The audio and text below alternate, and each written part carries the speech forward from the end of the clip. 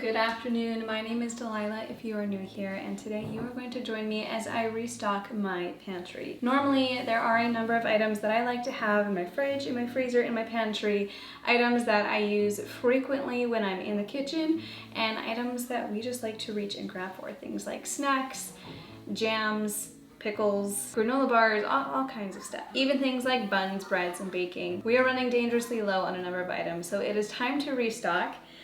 We also have a lot of garden produce that I need to use up before it goes bad, so we're going to be experimenting with some new recipes. We're going to experiment a little bit with canning. We'll see how ambitious I get this week, but there is a lot that I would like to get done. I think the first thing we're going to start with is the apples. This is a lot heavier than I thought it was going to be. Oh. Okay, we have here 50 pounds of apples. They are imperfect apples, so that means there are blemishes in them, but because of that, I got it at a cheaper price. We have our work cut out for us. I want to make apple butter. I want to make apple cider. I'm hoping to make some apple pies. We've got a lot of chopping and peeling ahead of us this week. I've never made apple butter. I've never made apple cider, and I've never canned those items either. So this is going to be interesting. We'll see how this goes. I think today we are going to start with apple butter, and we'll go from there. Let's get peeling.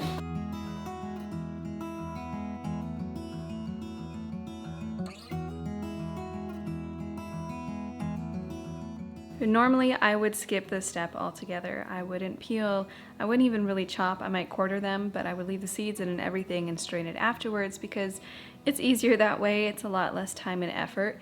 But because these apples are so blemished, I really wanted to make sure there wasn't anything yucky going into the apple butter or the applesauce, especially since we were canning these. I didn't want anything that was going to, affect the food, especially in long-term preservation. So I peeled them, I chopped them. Any part of the apple that was blemished was chopped out and discarded.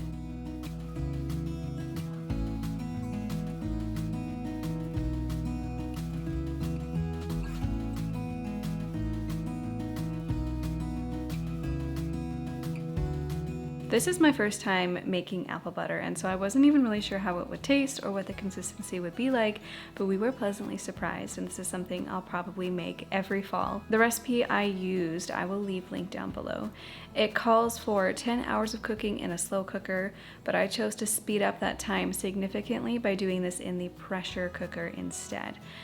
So basically it's a bunch of sugar, cane sugar and brown sugar, a bunch of spices. I got a little bit of water in there to help get it started as well. And then I put that into my pressure cooker for 1 hour.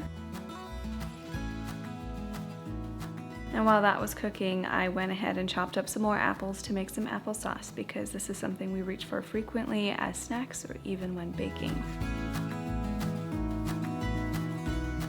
By the time the cooking process was done, it was already pretty late in the evening, so this is after supper, and I really wanted to just get these canned while the applesauce and apple butter were still warm. I spent the evening attempting this for the very first time, so I pulled out my jars, I got those in the dishwasher so that they would be clean and sanitized and warm, and I brought out my canner. Now I have a pressure canner, but in this case I was using it as a water bath canner instead.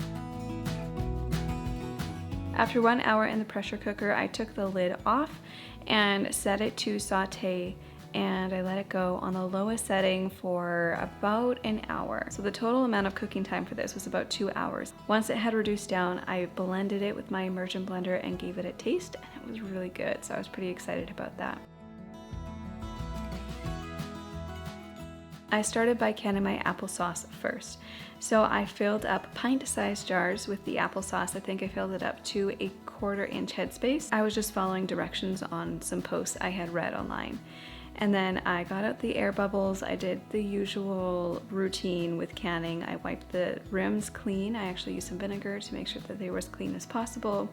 I put the lids on, and then I put the rims on. You don't want it super tight because that can create a false seal, but you want it tight enough that the food isn't going to leak out of the jars. For my elevation, I believe I processed these for 20 minutes before pulling them out. I was quite nervous about this because this was actually my first time water bath canning, and I have had multiple canning failures in the past, so this was a little bit daunting for me.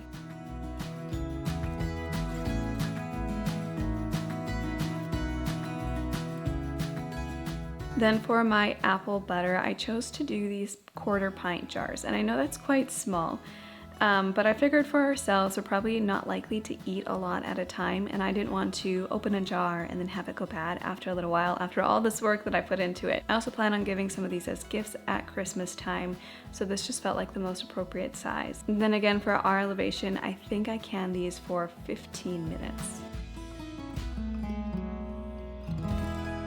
We have successfully canned for the first time ever, and I'm really excited about it. This was the boost of confidence that I needed.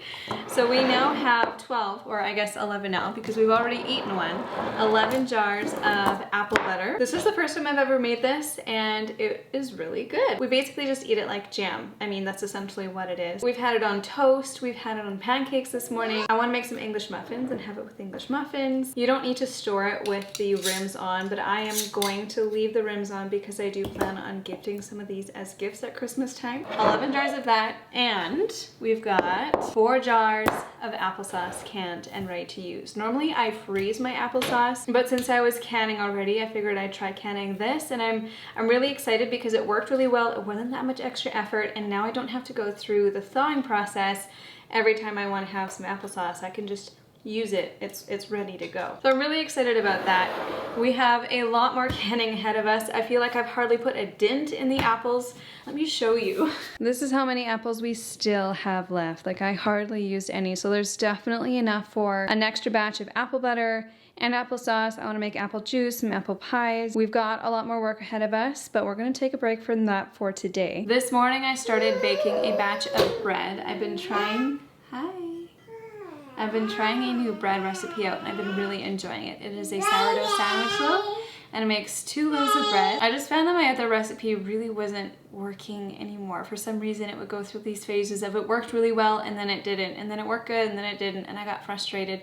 So I'm trying something new. We've been really enjoying it. So that is rising in the oven right now. You're going to see that in a little bit. I think today I might try making some granola bars. I might also try making some pumpkin spice syrup for some pumpkin spice lattes. I have yet to have a pumpkin spice latte yet, so I figured if I'm going to try one this year, I might as well make my own. I have more canning that I want to do yet, some baking and some buns. We'll tackle that throughout the week. For now, we're going to do some granola bars, and let's rewind to this morning when I was making bread.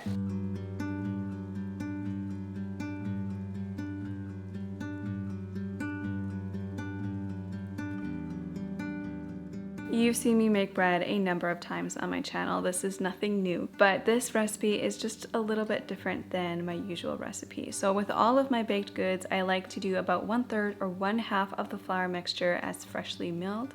That way we can get some of the benefits of the fresh milled, but it doesn't get too heavy. This recipe is quite similar to my other recipe, though the ingredients are just a little bit different. This one has an egg and coconut oil and quite a bit more honey, but there is no milk. They use water instead.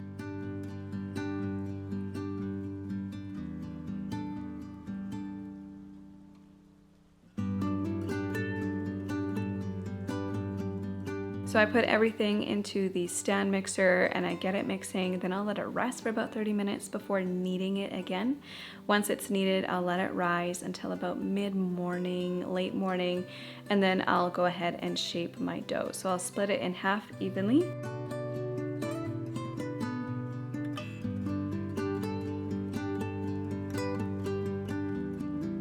Shaping the dough is quite simple. It's just a matter of stretching it out, rolling it up, pinching the top and the sides, and then I like to shape it a little bit more by cupping my hands over the dough and then pulling it towards me along the countertop. These are going into the pans. I'm going to cover them with a damp towel and let them rise for the rest of the day. Fun fact, I used to work at a cafe and we made all of our syrups there. And it was then that I realized just how simple syrups are to make and how much better they taste, like so much better homemade than any of the artificial flavors or colorings that come in most cafe syrups. This recipe calls for mostly just sugar and water, some spices, and some pumpkin puree. You get it boiling and you strain it, and that's it. It's so easy. This recipe ended up making a lot more syrup than I was originally anticipating, so I ended up freezing most of it so that we can take it out in small increments so that it wouldn't go bad, because there's no way we're gonna go through that much syrup that quickly. Zach and I are coffee with cream people. We don't often take sugar in our coffee, but it is a nice treat once in a while.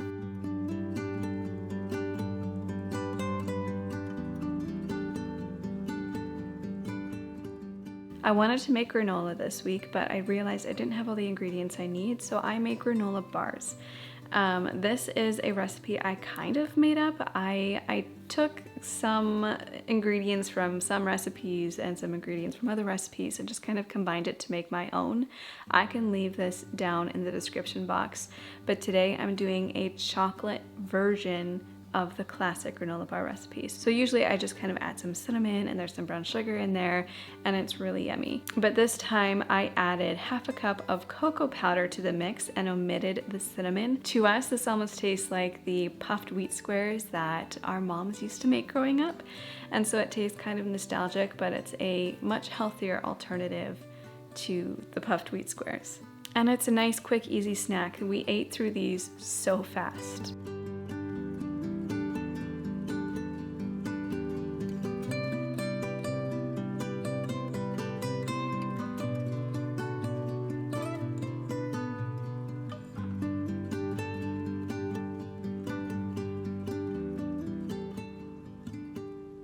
The bread loaves usually take all day long to rise, so very often it's after supper when I'm putting these into the oven.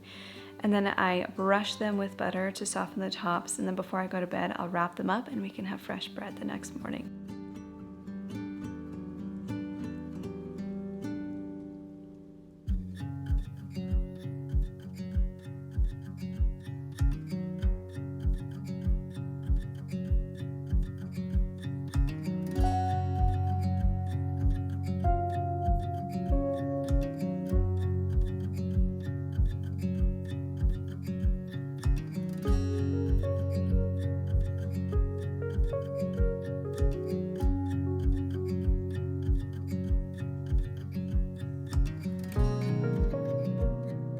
This was my first pumpkin spice latte of the season, and I was pleasantly surprised. It was delicious. We didn't spend a lot of time in the kitchen today, but there was some things I wanted to take care of. First things first, I needed to get these granola bars cut and wrapped. After they have cooled down in the fridge, they become quite hard. Sometimes it's actually easier to let them warm up a little bit before doing this. I cut them up into granola bar size pieces, and then I'll wrap them in parchment paper. The wrapping part isn't necessary, but I do like to do it because we often take these with when we're out and about.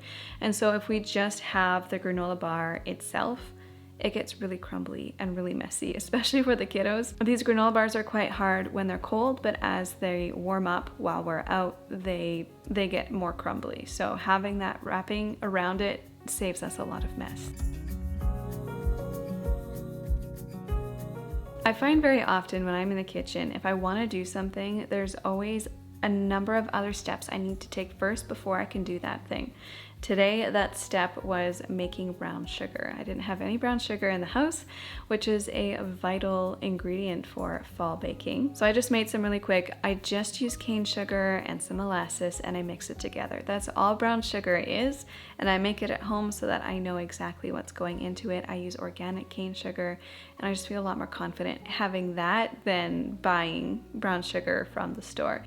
Now that that was done, I could go ahead and start on the apple crumb muffins. I am someone who always loves to have muffins or some form of baking in the freezer. I love to have some form of cookie or square for when guests come over, but then I also really love to have some form of loaf or muffins for a quick breakfast. Like if we are just running out the door and we need something, which happens often, then I can grab those muffins and we don't have to go get takeout. We've got homemade muffins to enjoy, which is a lot cheaper and healthier.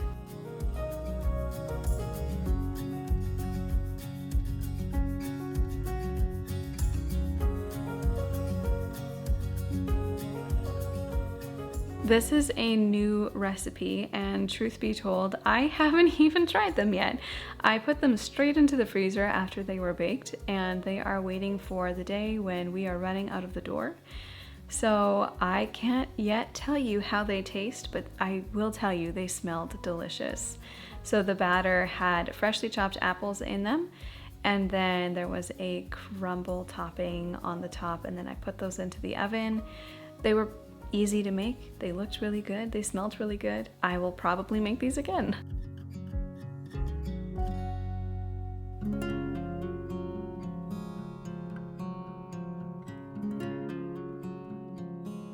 Okay, today was a very heavy kitchen day. You're going to see a lot of back and forth, which might get a little bit confusing, but that's how it is in the kitchen.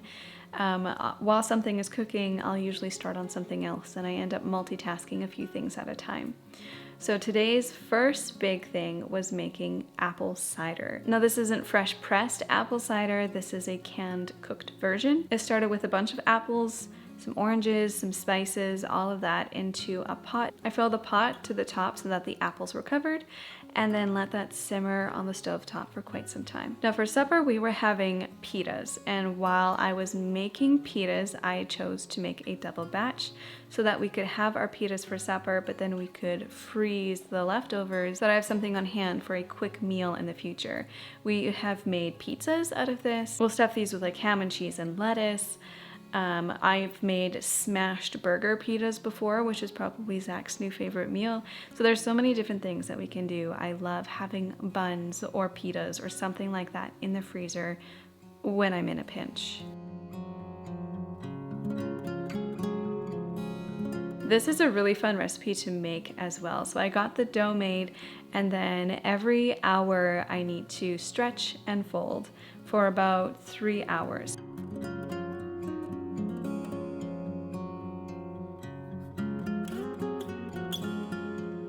So while that was resting on the counter, I'm coming back to the apple cider for a moment. This is what it looked like after some time simmering. So I'm coming in and I'm mashing it just to get all the juices out, and I let that continue to simmer for a while longer. While those two things are resting and simmering and rising, I'm moving on to jam. So I had this big bag of organic raspberries just sitting in the freezer. This is one of those Costco sized bags. And we were running out of jam, so I thought, let's try canning it for the first time. I've made freezer jam in the past.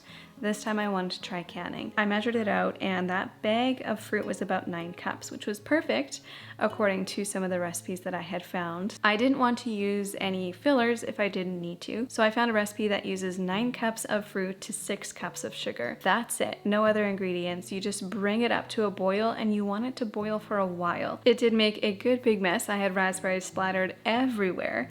But once it cooled down, it thickened up a lot, and I probably would not have had to boil it for quite that long because it made a really nice, very thick jam. So while that was cooling down, I came back to the apple cider. So after all the simmering, it was time to strain it. So I strained it through a strainer with a cheesecloth on top. I helped it along a little bit by mixing it and stirring it, but then I just let it sit for a while. This is the same process that I do with my yogurt to strain the whey. So I just let it sit. You can see it on the back counter. I let it sit there and strain for a number of hours. So while that was straining, I came back to my pitas. The dough was ready to be divided and shaped. This made quite a few pitas. So I start just by shaping the dough into balls and then rolling out each of those balls. And while I'm doing this, the oven is preheating with a baking sheet inside.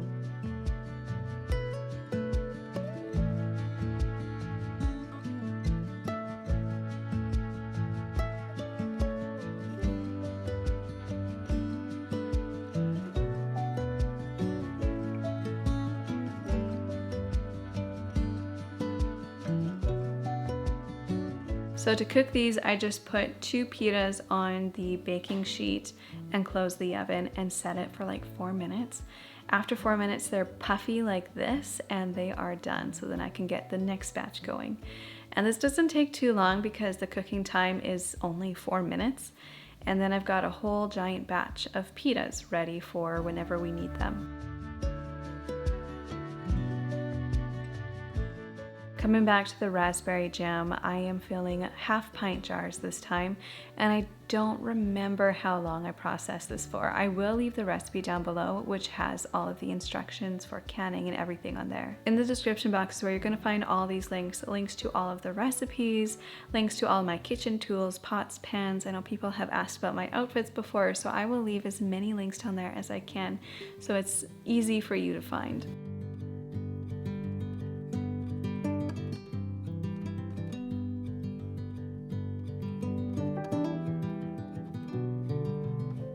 After supper, the pitas had cooled down enough, so I put them in a bag and threw them in the freezer.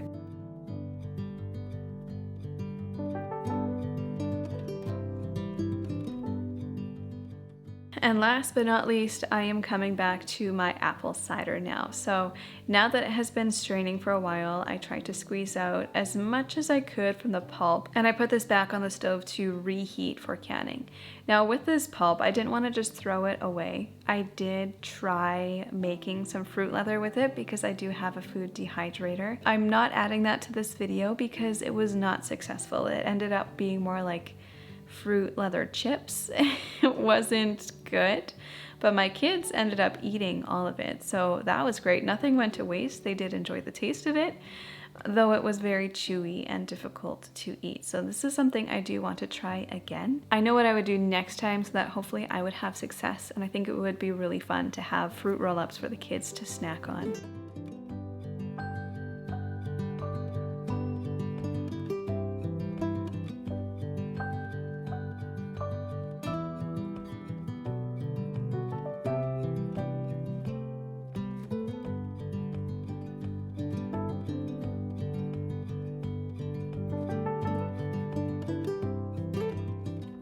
And just like that, it has been a week, and this is what we've all managed to accomplish. Truthfully, I didn't get everything done that I wanted to get done, but again, my list is really long, so it's something I'm going to be tackling over the next number of weeks. But I'm really happy with what we managed to do. This is actually our second batch of granola bars.